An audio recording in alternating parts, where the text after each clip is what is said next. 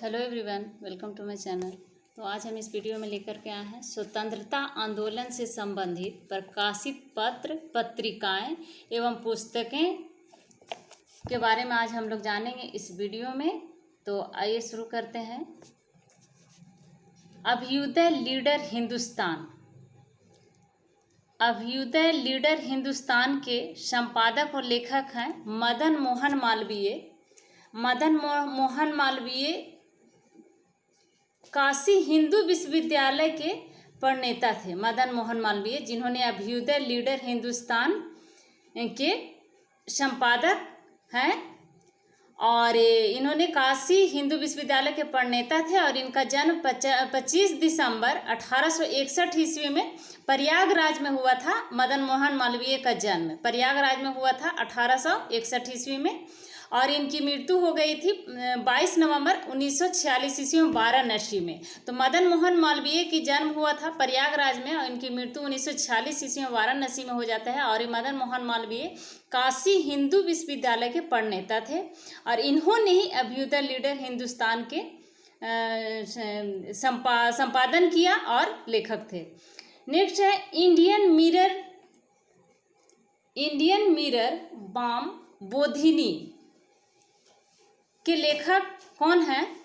तो Indian mirror और balm Bodhini के संपादक और लेखक हैं केशव चंद्र सेन।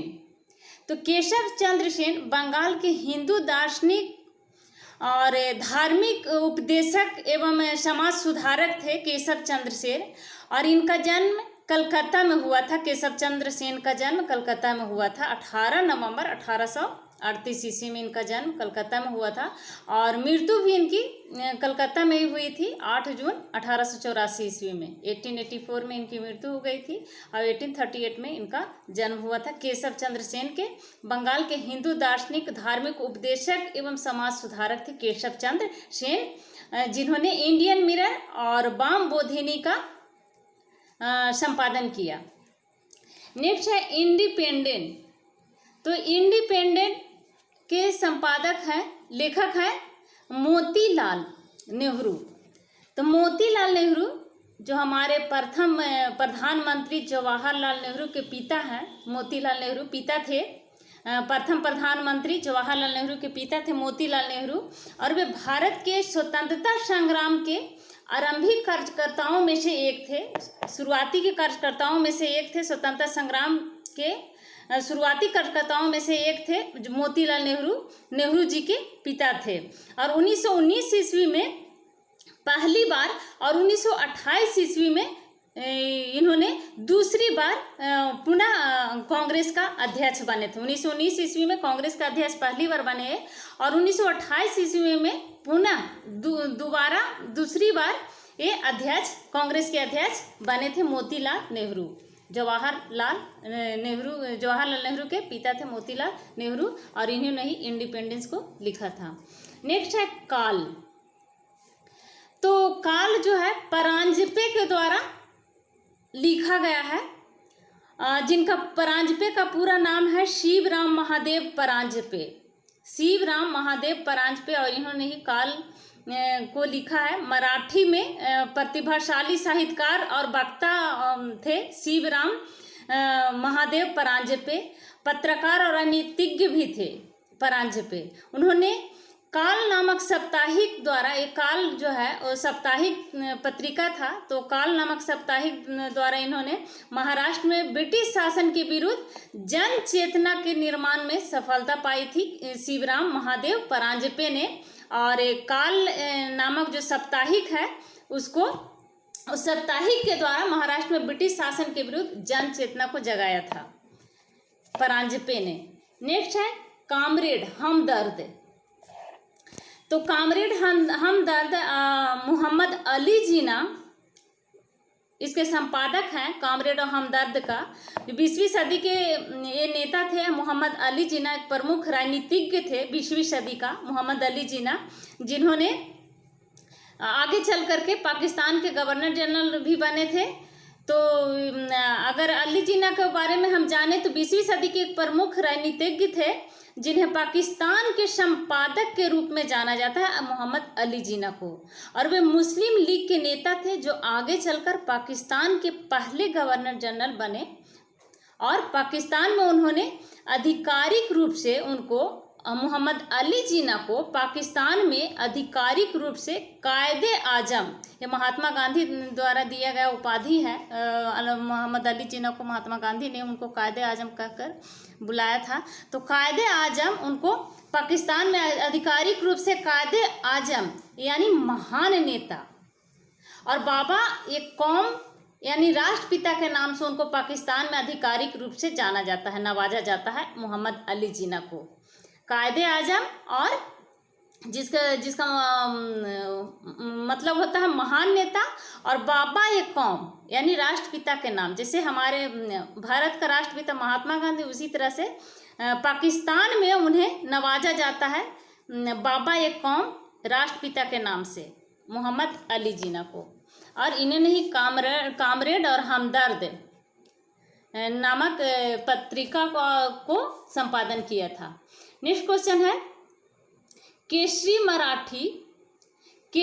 मराठी और द मराठा अंग्रेजी में गीता रहस्य को लिखा था बाल गंगाधर तिलक।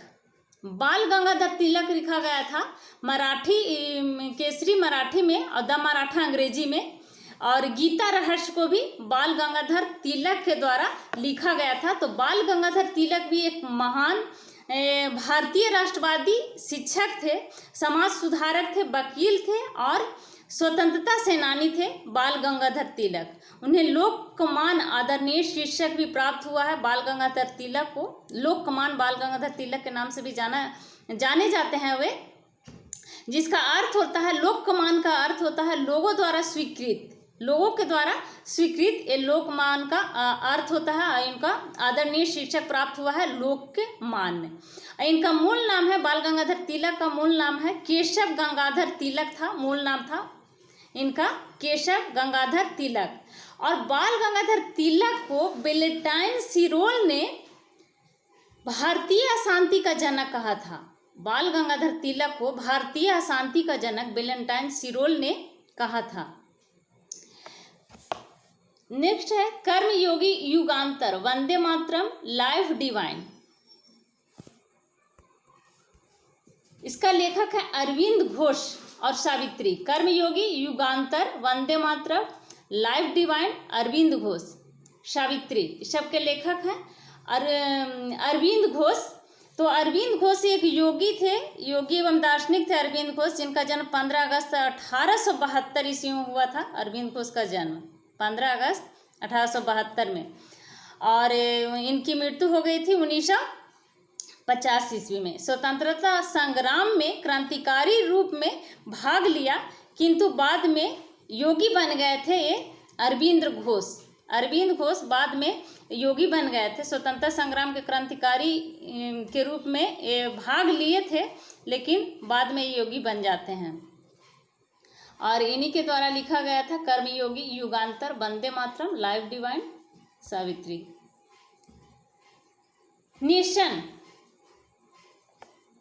नेशन के संपादक हैं गोपाल कृष्ण गोखले। और अगर हम गोपाल कृष्ण के बारे में जाने तो भारत के स्वतंत्रता सेनानी में से एक थे, और ये समाजसेवी, विचारक एवं सुधारक भी थे। गोपाल कृष्ण गोखले महादेव गोविंद रानडे के शिष्य थे। गोपाल कृष्ण गोखले महादेव गोविंद रानडे के शिष्य। वित्तीय मामलों के अद्वितीय समझ थी इन्हें, और उस पर अधिकार पूर्वक बहस करने की क्षमता भी थी उनमें। तो वित्तीय मामले पर अधिकार पूर्वक बहस करने की क्षमता से उन्हें भारत का ग्लेडस्टोन कहा जाता है।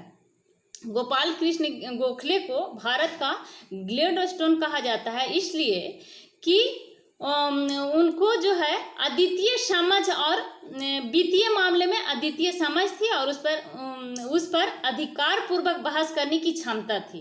इसी कारण उन्हें भारत का ग्लेडस्टोन के नाम से जाना जाता है। भारतीय राष्ट्रीय कांग्रेस के प्रसिद्ध नरमपंथी भी थे गोपाल कृष्ण गोखले। नेक्स्ट है Bengali a nation in making. तो Bengali a nation in making Surendranath Banerjee द्वारा इसको लिखा गया है। तो सुरेंद्रनाथ बनर्जी ब्रिटिश शासन के दौरान प्रारंभिक दौर के भारतीय राजनीतिक नेताओं में से एक थे। सुरेंद्रनाथ बनर्जी इन्होंने भारतीय राष्ट्रीय समिति की स्थापना की, जो भारतीय राजनीतिक संगठन में से एक था, और बाद में भारतीय राष्ट्रीय कांग्रेस के एक वरिष्ठ नेता भी बन गए थे सुरेंद्रनाथ बनर्जी। इन्होंने ब्रिटिश शासन के दौरान प्रारंभिक दौर में भारतीय राजनीतिक नेताओं में से एक नेता थे और इन्होंने भारतीय राष्ट्रीय समिति की स्थापना की, जो भारतीय राजनीतिक संगठनों में से एक था। नेक्स्ट है भवानी मंदिर। तो भवानी मंदिर का संपादक है वरिंद्र कुमार घोष। भवानी मंदिर का संपादक है वरिंद्र कुमार घोष, और वरिंद्र कुमार घोष भारत के महान स्वतंत्रता सेनानी में से एक थे। पत्रकार तथा युगांतर के संपादकों में से एक थे। युगांतर के संपादकों में से एक थे वरिंद्र कुमार घोष। महान अध्यात्मवादी श्री अरविंद घोष उनके बड़े भाई थे। श्री अरविंद घोष के छोटे भाई हैं वरिंद्र कुमार घोष। वरिंद्र कुमार घोष के बड़े भाई थे श्री अरविंद कुमार घोष, जो महान अध्यात्मवादी थे। श्री अरविंद कुमार घोष उन्हीं का छोटा भाई है वरिंद्र कुमार घोष, जिन्होंने भवानी मंदिर का संपादन किया। Young India, Harijan, Navjivan, Hind Swaraj, my experiment with truth. तो ये सब महात्मा गांधी द्वारा लिखा गया है। यंग इंडिया, हरिजन और Navjivan, Hind Swaraj, my experiment with truth, इसके लेखक और संपादक महात्मा गांधी हैं। तो महात्मा गांधी का पूरा नाम है मोहनदास करमचंद गांधी, जिनका जन्म हुआ था 2 अक्टूबर 1869 ईस्वी में। महात्मा गांधी का जन्म पोरबंदर में हुआ था 2 अक्टूबर 1869 ईस्वी में पोरबंदर में, और इनकी मृत्यु हुई थी 30 जनवरी 1948 ईस्वी में, आज़ादी के बाद, स्वतंत्रता प्राप्ति के बाद। वे सत्याग्रह के माध्यम से अत्याचार के प्रतिकार के अग्रणी नेता थे महात्मा गांधी, और उनकी इस अवधारणा की नींव संपूर्ण अहिंसा के सिद्धांत पर रखी गई थी, जिसने भारत को आज़ादी दिलाकर पूरी दुनिया में जनता के नागरिक अधिकारों एवं स्वतंत्रता की प्राप्ति आंदोलन, जो महात्मा गांधी द्वारा अहिंसा का मार्ग अपनाया गया। तो वे सत्याग्रह के माध्यम से अत्याचार के प्रतिकार के अग्रणी नेता थे महात्मा गांधी। उनकी इस अवधारणा की नींव संपूर्ण अहिंसा के सिद्धांत पर रखी गई थी, जिसने भारत को आज़ादी दिलाकर पूरी दुनिया में जनता के नागरिक अधिकारों एवं स्वतंत्रता के प्रति आंदोलन के लिए प्रेरित किया। उन्हें दुनिया में आम जनता महात्मा गांधी के नाम से जानती है, और हमारे भारत के वे राष्ट्रपिता थे। नेक्स्ट है संवाद कौमुदी। तो संवाद कौमुदी राजा राम मोहन राय द्वारा इसको संपादन किया गया था। राजा राम मोहन राय के द्वारा संवाद कौमुदी, भारतीय पुनर्जागरण का अग्रदूत कहा जाता है राजा राम मोहन राय को, और इनको आधुनिक भारत का जनक भी कहा जाता है। राजा राम मोहन राय को आधुनिक भारत का जनक कहा जाता है, और इनको भारतीय पुनर्जागरण का अग्रदूत भी कहा जाता है। वे ब्रह्मा समाज के संस्थापक थे। 1828 ईस्वी में ब्रह्मा समाज का स्थापना किया था इन्होंने। तो ब्रह्मा समाज के संस्थापक भी हैं राजा राम मोहन राय, और भारतीय भाषाई प्रेस के प्रवर्तक, जन जागरण और सामाजिक सुधार आंदोलन के प्रणेता तथा बंगाल में नवजागर युग के पितामह थे। नवजागरण युग का बंगाल के पितामह थे राजा राम मोहन राय। नेक्स्ट है सोम प्रकाश। सोम प्रकाश ईश्वर चंद्र सोम प्रकाश के संपादक है ईश्वर चंद्र विद्यासागर। तो ईश्वर चंद्र विद्यासागर 19वीं शताब्दी के बंगाल के प्रसिद्ध दार्शनिक, लेखक और समाज सुधारक थे।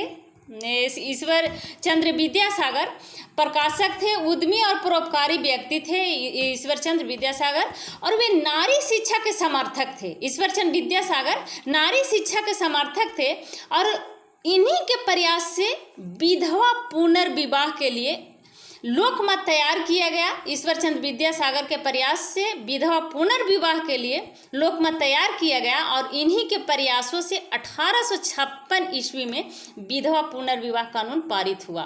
1858 में विधवा पुनर्विवाह कानून पारित हुआ और यह ईश्वर चंद्र विद्यासागर के प्रयास के कारण हुआ, जिन्होंने सोम प्रकाश का संपादन किया। नेक्स्ट है अमृत बाजार पत्रिका।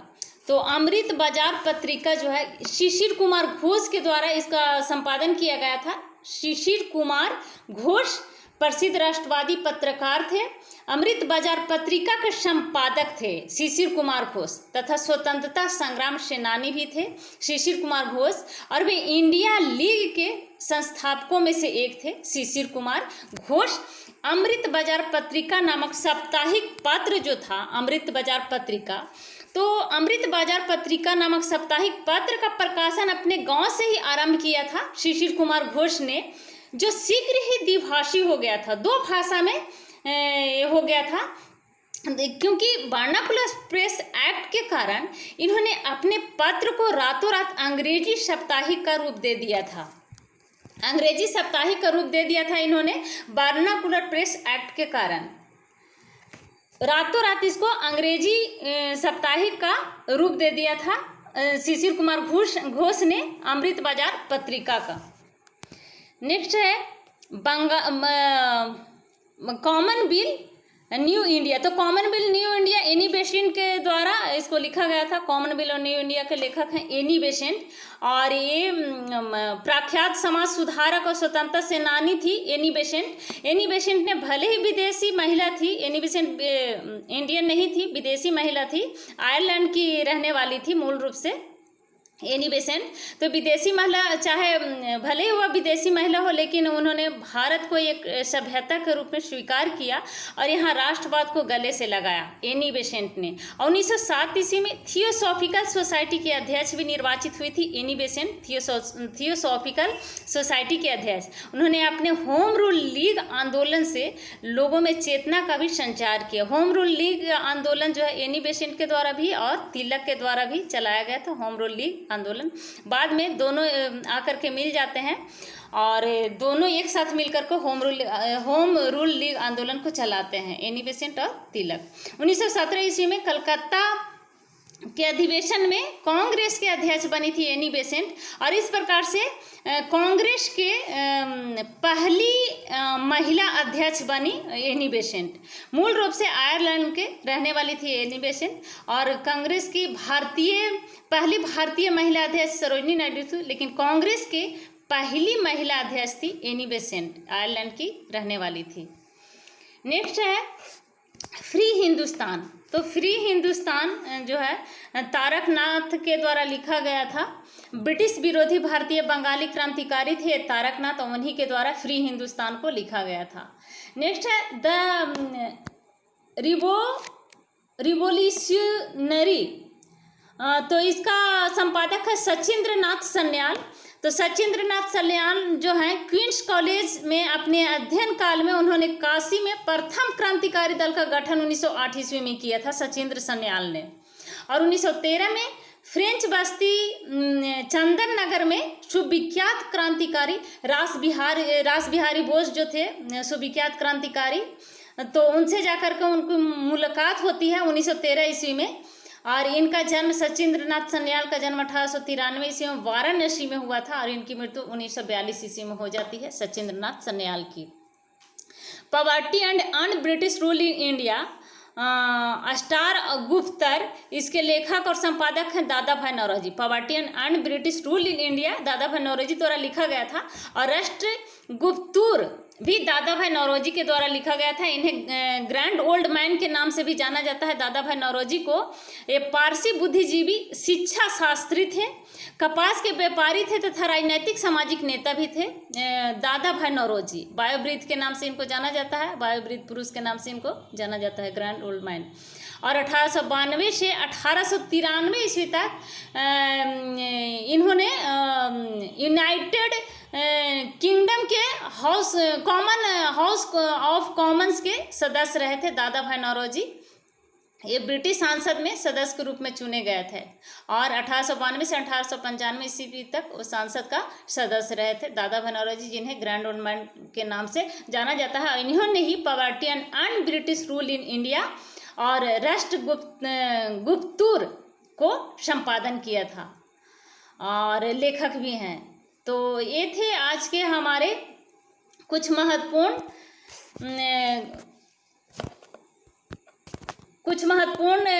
पत्र पत्रिकाएं एवं पुस्तकें और उनके संपादक। तो नेक्स्ट वीडियो में हम लोग पार्ट 2 में देखेंगे, क्योंकि वीडियो बहुत बड़ा हो जाएगा, लंबा होने के कारण हम यहीं पे इसको समाप्त करते हैं। दूसरे वीडियो में हम लोग पार्ट 2 में देखेंगे और जो पत्र पत्रिकाएं पुस्तकें जो बच गए हैं, जैसे इंडिया डिवाइडेड, इसके संपादक डॉक्टर राजेंद्र प्रसाद जो प्रथम राष्ट्रपति थे। तो यहाँ से हम लोग दूसरे वीडियो में इसको देखेंगे। तो थैंक यू। वीडियो सब्सक्राइब करें, लाइक करें एंड शेयर करें।